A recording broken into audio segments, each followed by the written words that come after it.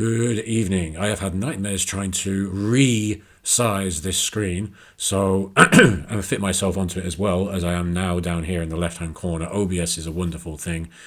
So yes, here we are. It has eventually worked, or it worked as well as I want it to, or need it to. Anyway, so we have three more amusing tweets from delusional Arsenal fans. It's more of a sort of like lack of factual information ones.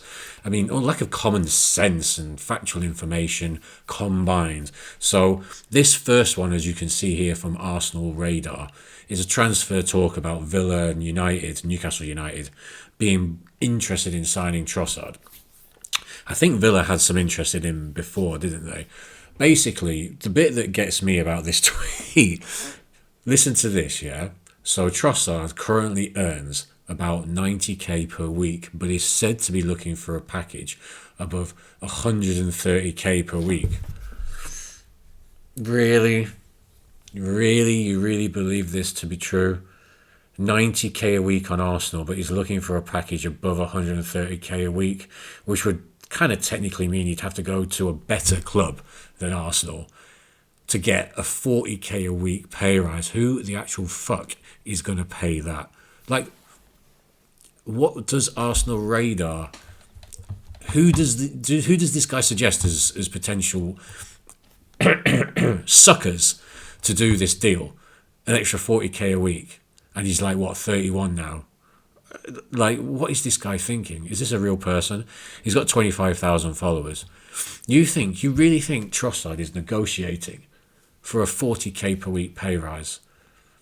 He'd be so lucky to get his current wage. He'd be so lucky to get near it. This is madness. This is absolute madness. What's your take, keep or sell? I mean, for me, probably sell, because I would like us to sell, get some money, and get someone better. So from that perspective, sell. Do I think the club is actually capable of doing that properly? Because they're very hit and miss with their recruitment, obviously. I'm not 100% convinced, so for now I would keep. But we need to be looking to get better people in. Sorry, Trossard, you have scored a few important goals and you're not a bad player. Overall, it's just that he's a bit of a jack of all trades, and we need some specialists. This club needs specialists, especially in midfield. Moving on to tweet number 2 from Arteta Era. The era of Arteta is upon us. 8,880 followers. Wow. So, almost 10k people absorbing these tweets. And he's talking about Man City's fixture schedule and how that contrasts with Arsenal. So he says Man City will be battling Madrid, Liverpool, Bayern over 2 legs if they beat Madrid. Premier League fixtures, Chelsea away, ourselves.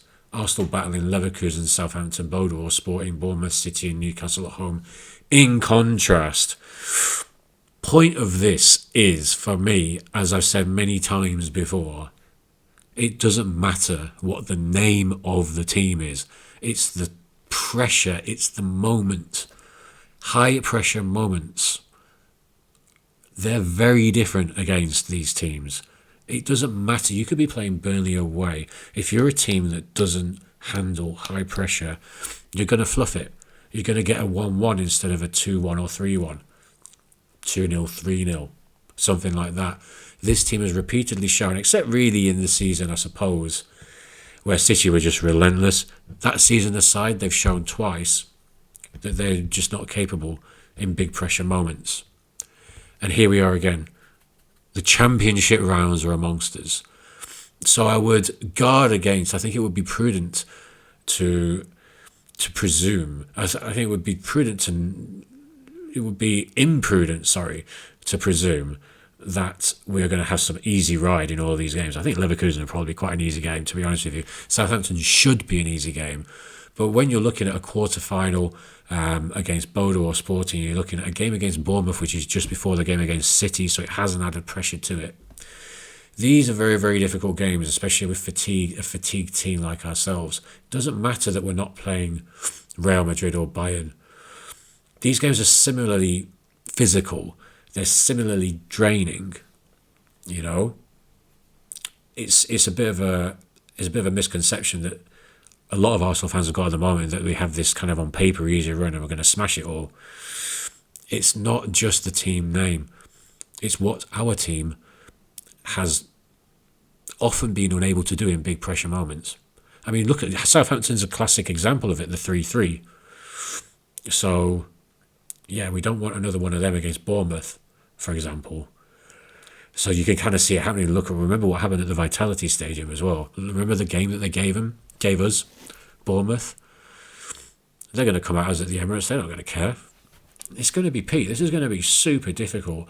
At this stage of the season, I really don't see a massive difference. I know there's people who disagree with this, fine if you disagree with this, whatever, but I don't see a massive difference in those games.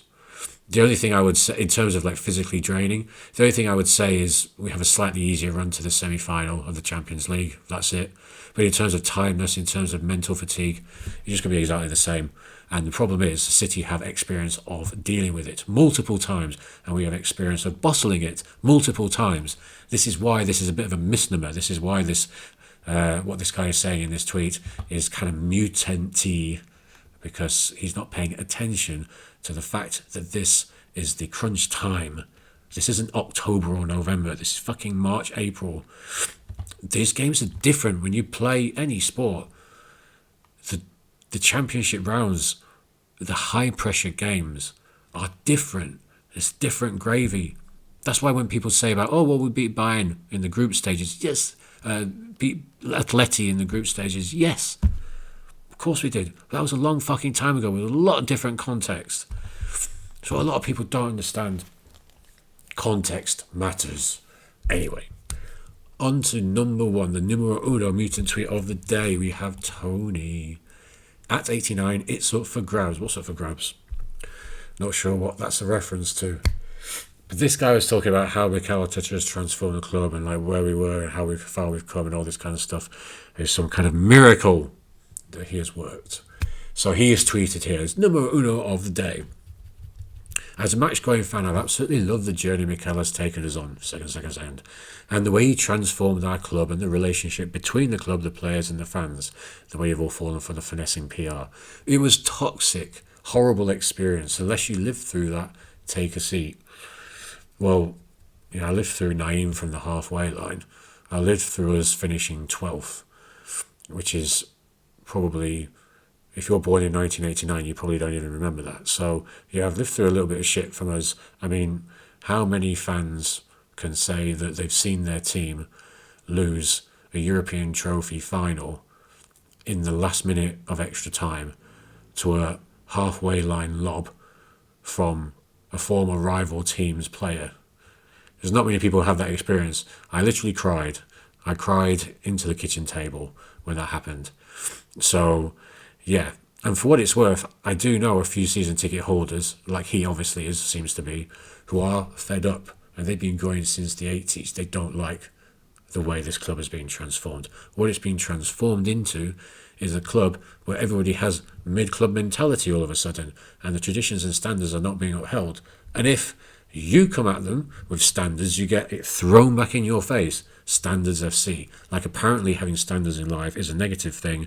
You just extrapolate this out to these people's actual lives, and then, you can get a pretty good idea of probably where they are in their day-to-day existence, and it's probably not that great for them if they're saying stuff like this. And it's just reflective of society in general. Lack of standards, lack of accountability and responsibility. Another reason why he's still here. You paid 15 million a year. I mean, expect to have to win things, especially when you're at Arsenal. It's the third biggest club in England, one of the biggest in the world. We all know this. You pay 15 million a year, the fourth highest paid manager in the world. You're not expected to win anything, really?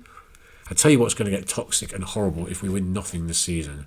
His match-going experience may change. He may be surprised at that. And, he's got Tony Adams there as his avatar, so maybe he has got a semblance of standards still. But that's why it's so strange with some of these people who obviously looks like he grew up with that Adams team. And if you did, how are you comparing it to this modern team? I don't get it. At least let them get over the line anyway before we start having these conversations. And on that positive note, because of course we all believe we're going to get over the line, we have to get over the line. We have to win this title, at least. And of course, the beautiful quadruple that is amongst us. On this happy, optimistic note, thanks for tuning in. There'll be another one back tomorrow. 3 more tweets of craziness. And, unless you live through that, take a seat.